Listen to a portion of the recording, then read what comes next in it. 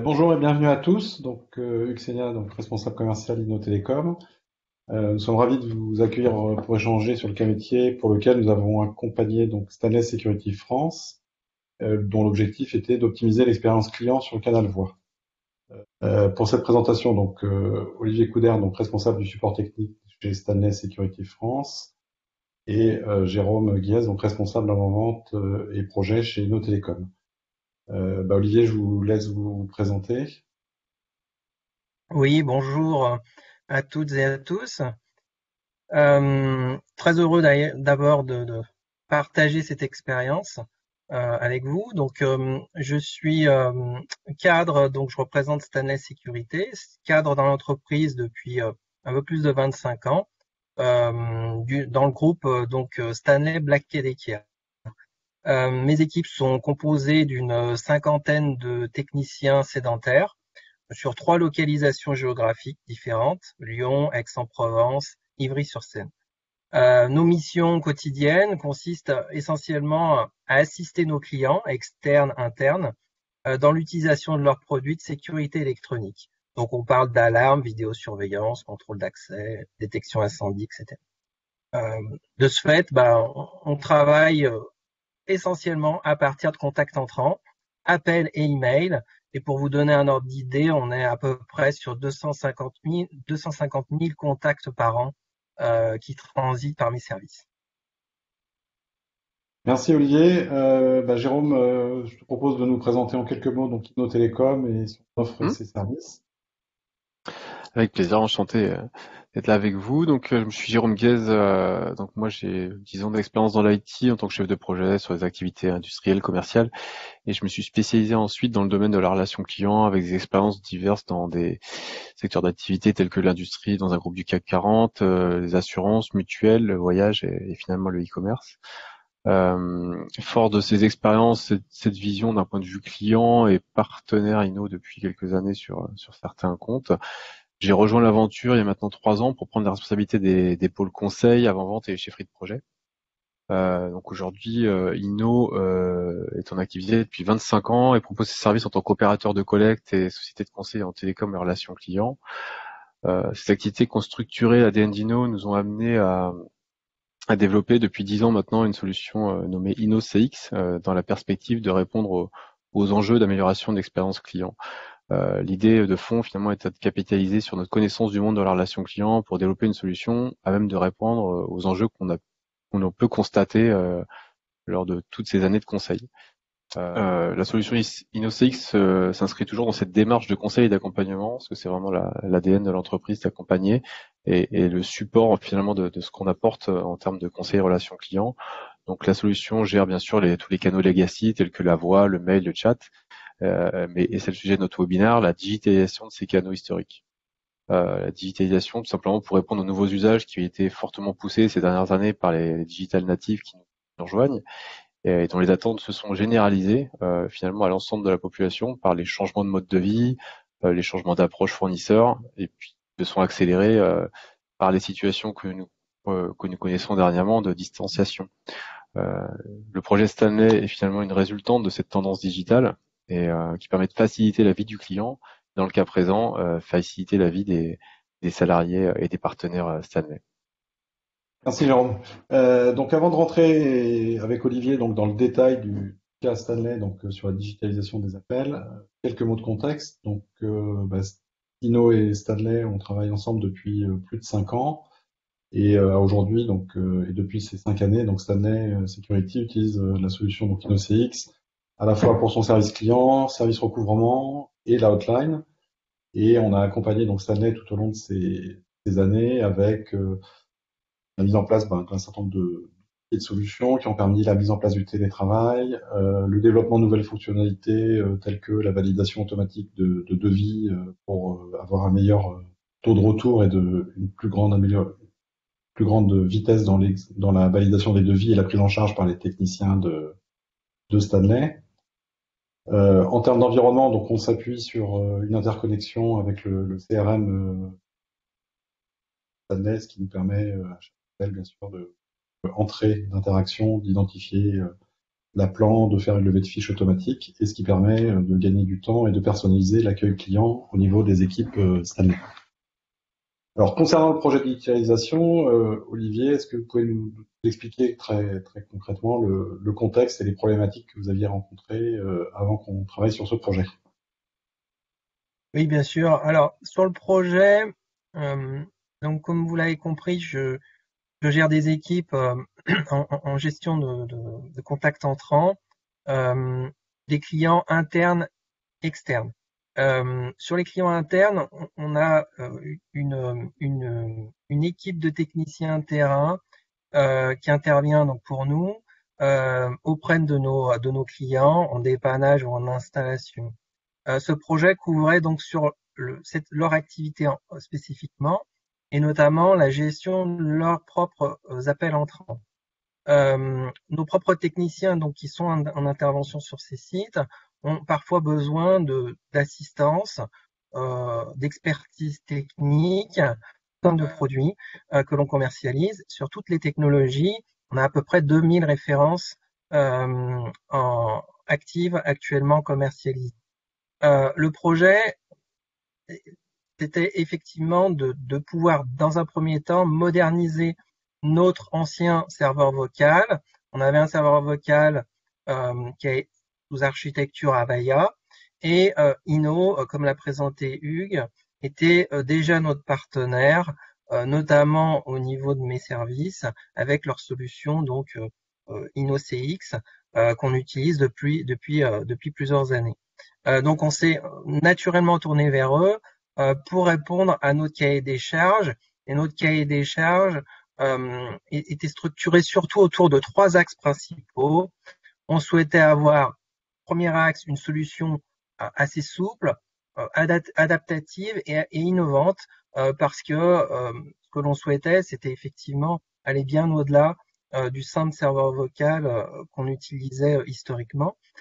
Disposer d'un pilotage performant sur les flux en temps réel, je trouve que c'est une des grandes forces de la solution CX Inno, c'est vraiment le pilotage en temps réel qui, qui a fait toutes ses preuves au niveau de notre hotline et je voulais effectivement en profiter sur notre support technique. Et troisième axe, c'est une simplification de notre arborescence parce qu'effectivement, on va le voir, c'était un des critères. Étant donné le nombre de gammes disponibles, il fallait qu'on arrive à se structurer pour avoir une répartition de nos flux d'appels qui soit complètement optimisée. Sur les problématiques rencontrées par rapport à ce projet, enfin pourquoi ce projet-là et sur quelles problématiques euh, on se basait, le nombre de techniciens, donc effectivement un nombre de techniciens important, plus de 400 techniciens, sans parler de temps qui nous contactent aussi pour avoir du support. Un nombre important de gammes, démultiplier vraiment les choix qui étaient possibles. Les flux d'appels, on souhaitait vraiment avoir des flux d'appels distincts pour chaque gamme et pouvoir mesurer ces flux de façon complètement distincte. La distribution d'appels était rendue complexe parce qu'en fait, on avait une variabilité par rapport aux compétences de nos collaborateurs en fonction de leur formation, de leur expertise sur l'ensemble de ces gammes. Et on avait une variation de compétences qui pouvait effectivement rendre le projet un peu plus complexe. Et enfin, la nécessité de sécurisation de l'appel et de l'appelant. C'était un point important pour nous parce qu'on est une entreprise de sécurité électronique et qu'on voulait un système d'identification de l'appelant et de l'appel qui soit beaucoup plus sécure que notre ancien système. Ok, bah écoutez, c'est très clair, Olivier. Et alors, donc concrètement, quelle a été la réponse apportée par Inno à cet ensemble de problèmes Alors, et de complexités? oui, on a pas mal travaillé ensemble sur l'innovation, comment on pouvait innover et partir sur une digitalisation de ces appels. C'est effectivement au départ une solution qu'on n'avait pas forcément envisagée, qui nous a rapidement séduite par rapport aux 3 axes que je vous ai cités. adoptée parce qu'elle répondait effectivement à notre cahier des charges sur ces 3 axes principaux. Donc ce serveur, la solution qui a été proposée et mise en place, donc sur la digitalisation des appels, c'est mettre en place un serveur visuel à partir des smartphones de nos techniciens, de notre flotte de smartphones professionnels, ce qui présentait énormément d'avantages. Parmi les principaux avantages, le premier, c'est bien sûr la connexion. Un simple SMS envoyé à nos techniciens, un lien de connexion et le smartphone se connecte tout de suite au SVI visuel et l'ensemble de l'arborescence pour joindre notre support technique.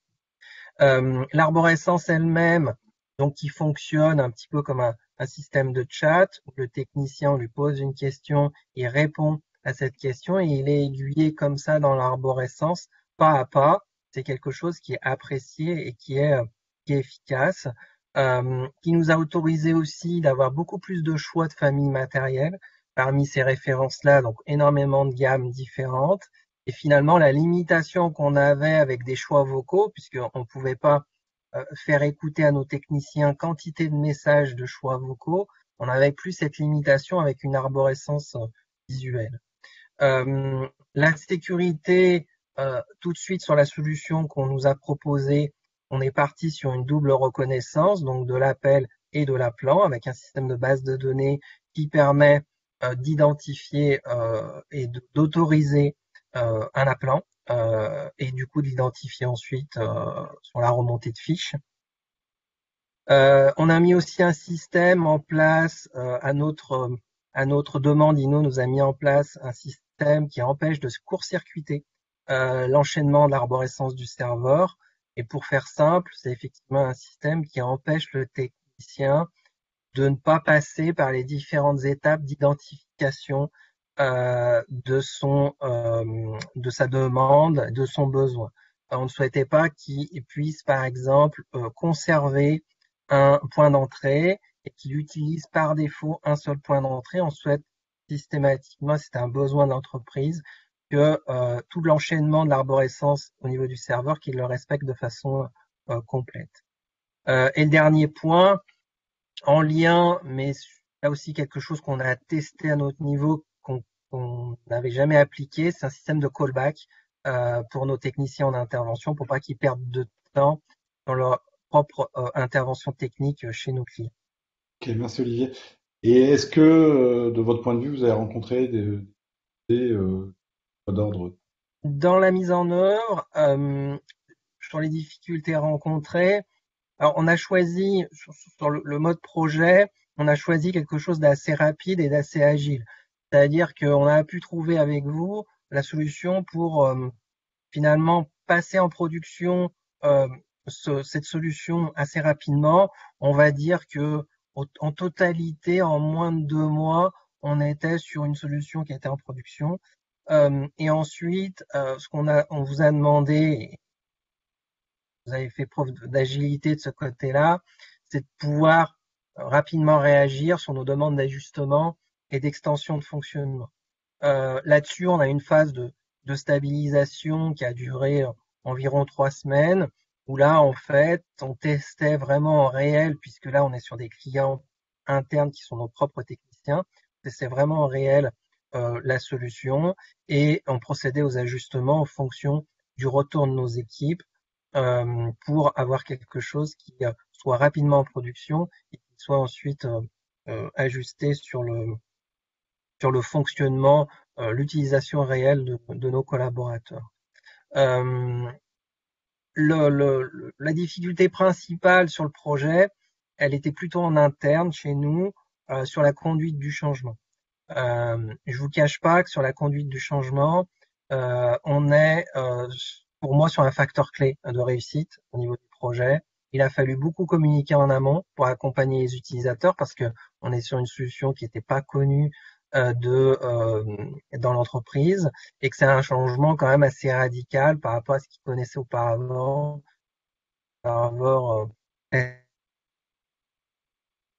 Toute la conduite du changement liée à la sécurisation des appels, puisque ça a nécessité de mettre en place une base de données, donc de collecter, de mettre en place tout ce qui était identifiant de tous nos smartphones, de flotte techniciens et tous les identifiants appelants pour pouvoir les prendre en compte de façon sécurisée. Voilà. Donc la conduite du changement, c'est vraiment le facteur clé et sur la communication et la préparation des équipes. Du coup, je prends la suite d'Olivier pour compléter un peu tout ce qui était spécifique au projet Stanley. Comme l'a indiqué Olivier, il y avait une combinatoire finalement qui était très spécifique et qui complexifiait vraiment le contact vocal. La combinatoire, c'est tout simplement les 500 techniciens terrain qui ont plusieurs contacts par jour avec 17 services d'expertise différents. Il était évident qu'on ne pouvait pas penser une approche des TMF ou même reconnaissance vocale qui puisse être ergonomique, efficace et pertinente.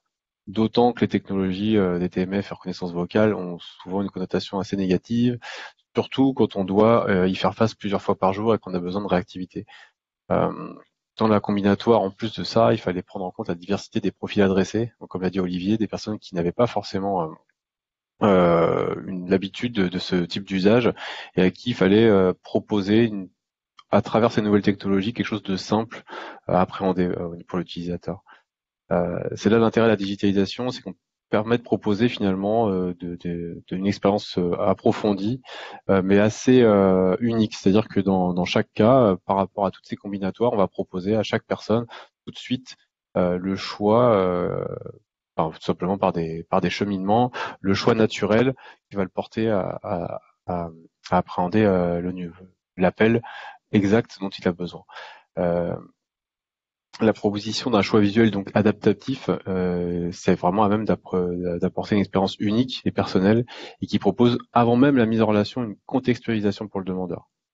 Comme l'évoquait Olivier, effectivement, c'est l'accompagnement au changement est extrêmement important dans ce cas-là parce qu'on va apporter beaucoup de confort, mais ça va pas être perçu le premier jour. Quotidiennement, le technicien, préalablement à ce projet, il avait un numéro de téléphone qu'il appelait et il appelait un numéro unique. Et on lui demande maintenant une action préalable à cette mise en relation. La perception initiale, c'est un effort supplémentaire pour être mis en relation, mais au bout de quelques jours et très rapidement, ça laisse place à la satisfaction pour l'appelant de gagner en réactivité et en efficacité. Alors que préalablement, il appelait un numéro et qu'il a été potentiellement retransféré d'une personne à une autre qui devait attendre longtemps, tous ces mécanismes lui permettent d'être mis en relation avec la bonne personne immédiatement à partir du moment où il a rempli, où il a suivi le process.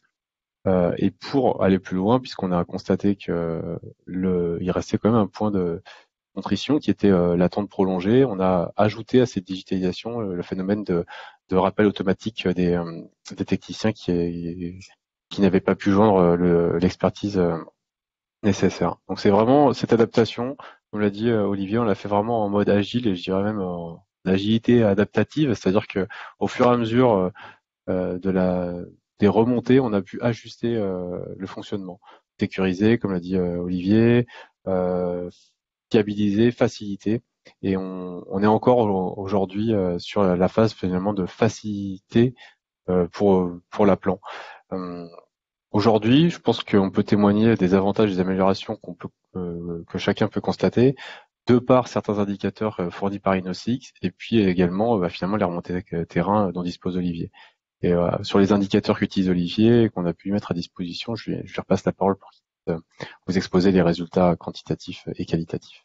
Effectivement, les premiers bénéfices, comme Jérôme l'a indiqué, il a fallu ce temps d'adaptation au niveau de nos équipes qui était vraiment nécessaire et s'approprier l'outil, qui est relativement court quand même en termes de temps d'adaptation. Ils ont rapidement vu les bénéfices. Les bénéfices que nous on a mesurés, il y en a trois principaux. Le premier, c'est sur l'efficacité et le gain de productivité pour nos techniciens. Clairement, eux, ils nous remontaient le fait qu'ils n'avaient pas que ça à faire, entre guillemets, d'écouter des messages vocaux et d'attendre au niveau de leur téléphone.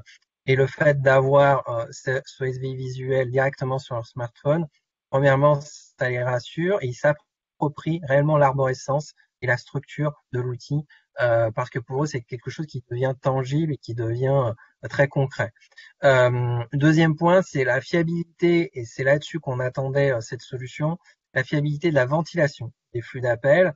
Donc, étant donné le nombre de gammes et le nombre de solutions, le nombre de compétences qui allaient derrière, on voulait vraiment avoir un gain de fiabilité sur cette ventilation des flux d'appels. C'est-à-dire que les sollicitations de nos techniciens arrivent de façon beaucoup plus fiable, au bon endroit, sur la bonne compétence, sur les bonnes fils.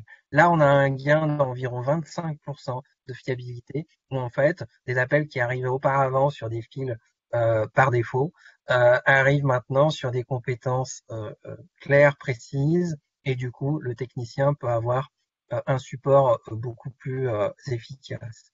Et le troisième point, c'est évidemment aussi sur l'augmentation de nos capacités d'accueil client, puisqu'on a vraiment une meilleure visibilité sur nos flux en temps réel.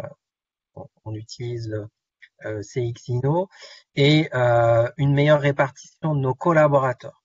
Parce que le gros problème qu'on avait auparavant, c'était les choix par défaut de nos techniciens. On arrivait sur des goulots d'étranglement, un choix par défaut parce qu'ils n'avaient pas envie d'utiliser un serveur vocal. Là, aujourd'hui, la ventilation étant beaucoup plus efficace, on a là aussi une meilleure répartition et donc une capacité d'accueil qui a été largement augmentée. Sur les avantages qu'on a retirés de ce projet avec cet outil-là, premièrement, c'est la simplicité d'utilisation. C'est vrai que on a vu ici en partage quelques écrans de smartphone, mais c'est totalement simple à prendre en main au niveau de nos techniciens. C'est une solution qui a été complètement intégrée à notre activité et qui est évolutive. Jérôme vient d'en parler. Il y a eu vraiment un mode agile et une adaptabilité. Et ça, on l'a apprécié parce qu'effectivement, on se retrouve avec un outil qui est intégré et qui a été conçu pour notre activité.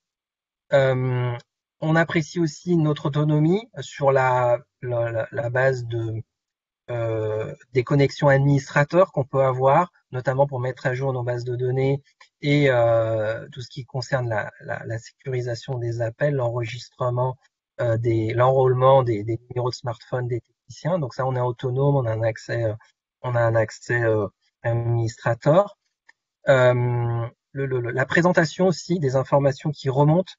On a fait une levée de fiches associée avec des clés d'identification d'intervention. Donc, on gagne beaucoup de temps. Cette clé nous permet d'aller tout de suite sur la fiche de l'intervention de notre technicien qui nous appelle et du coup, d'avoir une identification beaucoup plus rapide. Et donc, j'insiste sur le point de la sécurité. L'utilisation de ce lien SMS grâce à la reconnaissance de l'appelant est vraiment restreinte et permet de cadrer et de bien savoir qui nous appelle en fonction de cette reconnaissance de sécurité. Merci à vous deux pour cette présentation complète. Pour aller au-delà et pour étendre un peu le sujet, donc cette digitalisation de l'appel qu'on vous a présentée aujourd'hui dans un contexte très particulier, elle peut effectivement être étendue et utilisée dans plein d'autres contextes.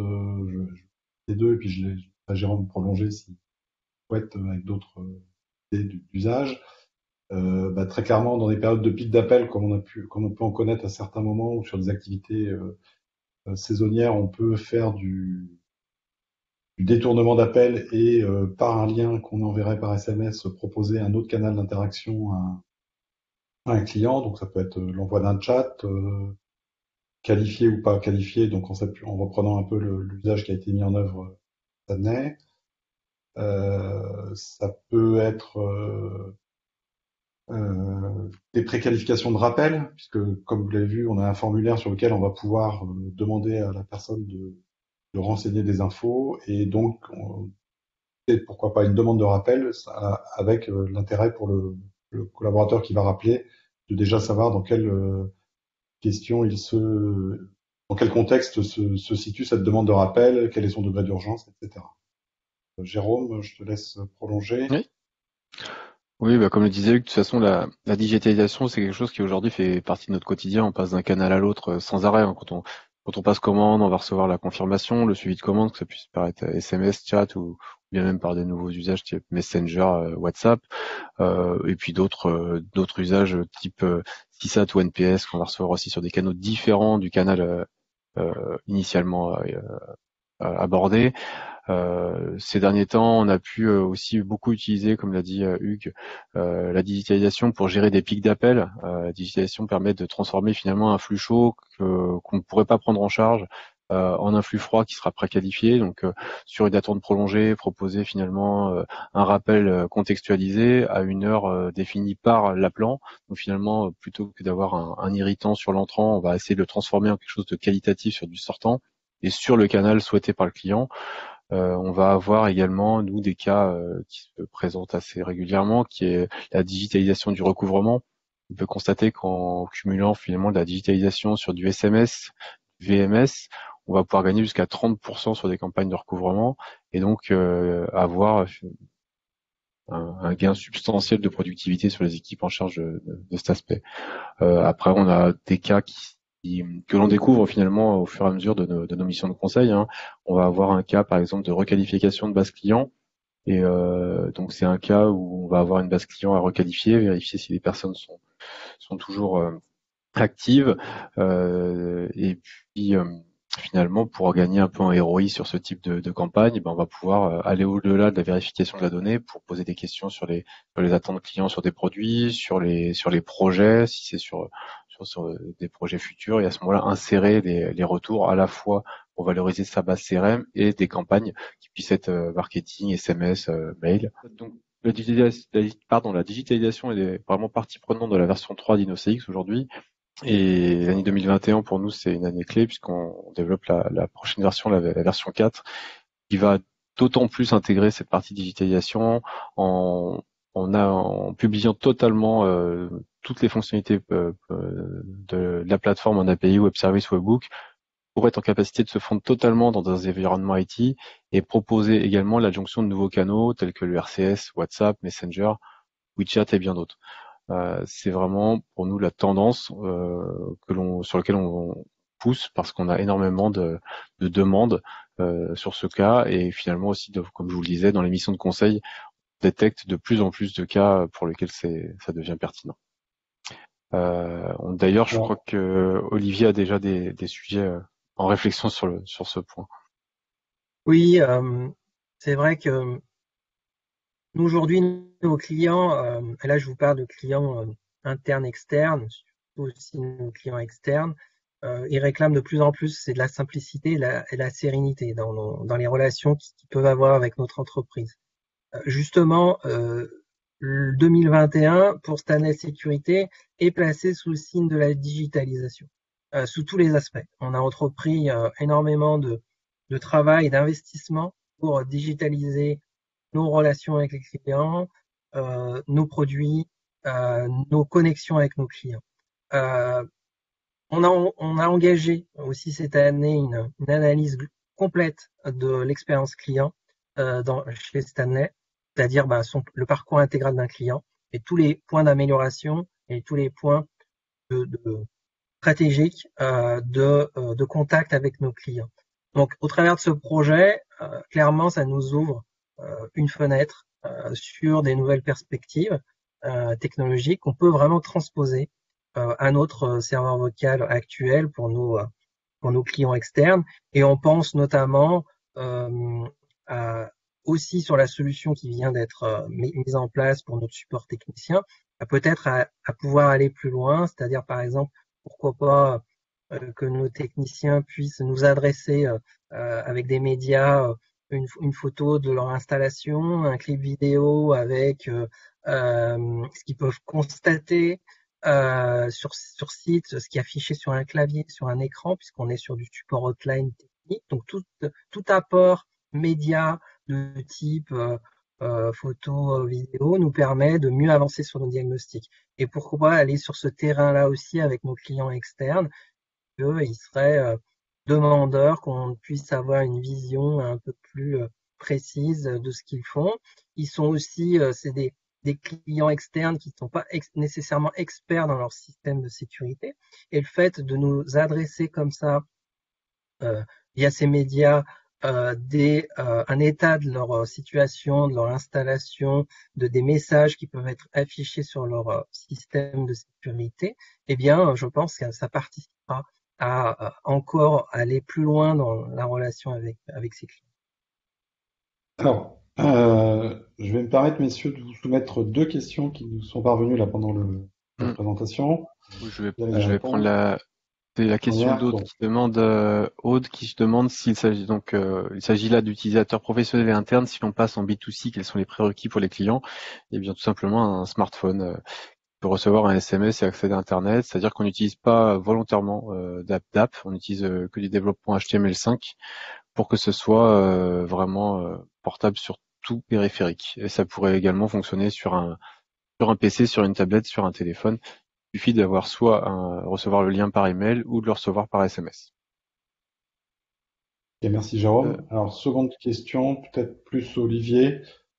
Donc, la question d'Eric qui dit en agilité, la ah oui. facilitation à porter sur les besoins des appelants et des experts, lesquels sont les plus délicats à gérer, comment s'y prendre?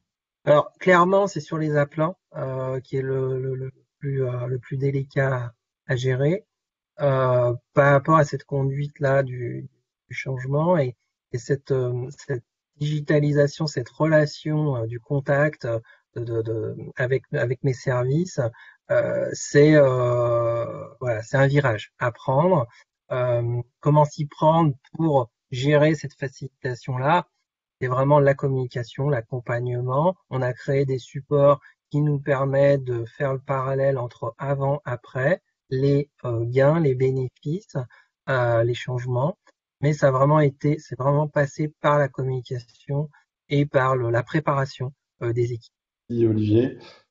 En résumé, bah, écoutez, on est ravis d'avoir pu vous présenter donc ce cas métier qui effectivement est dans un univers de clients internes, mais comme l'a bien expliqué Jérôme, peut tout à fait se déployer sur de la relation externe, dans la mesure où bah, l'outil donc InnoCX permet d'identifier immédiatement si l'appel est émis depuis un smartphone ou non, et donc immédiatement pouvoir proposer cette digitalisation à partir du moment où on est face à un smartphone. Moi, Jérôme, si tu veux compléter. Non, bah, comme tu l'indiques, voilà, c'est aujourd'hui l'idée, en tout cas nous, et comme ça fait écho à la question de Aude, c'est que cette digitalisation puisse se proposer à tout un chacun. Et donc notre plateforme va pouvoir la proposer à toute personne qui va appeler depuis un portable. On va pouvoir l'identifier préalablement pour par exemple proposer une expérience digitale uniquement aux appelants smartphone et finalement ne pas la proposer à un appelant fixe. On peut aussi après on peut pousser vraiment le scénario dans ses retranchements. C'est toujours découverte de l'environnement client, des problématiques et des attentes qui nous permet aussi nous de découvrir de nouveaux usages de la digitalisation. Et c'est très ouvert. Ok. Eh ben, écoutez, à l'heure où on parle de nouveaux canaux, etc., on voit encore que le téléphone est quand même le point d'entrée le plus prégnant et le plus important. Et ce qui est intéressant, c'est effectivement de pouvoir détourner ce point d'entrée initial vers des usages et des fonctionnalités totalement innovantes et de pouvoir aussi proposer des alternatives de modes de contact aux clients, aux appelants, prospects. Et c'est vraiment autour de ça qu'on a basé donc, toute cette réflexion sur la digitalisation de l'appel. Voilà, bah, écoutez, merci à tous pour votre participation à ce webinaire. On est ravis d'avoir pu partager ce moment avec vous. Merci. Merci. Voilà. Très bonne fin de Merci à journée à tous. tous. Bonne fin Merci. de journée. Merci de nous avoir Oui. écoutés.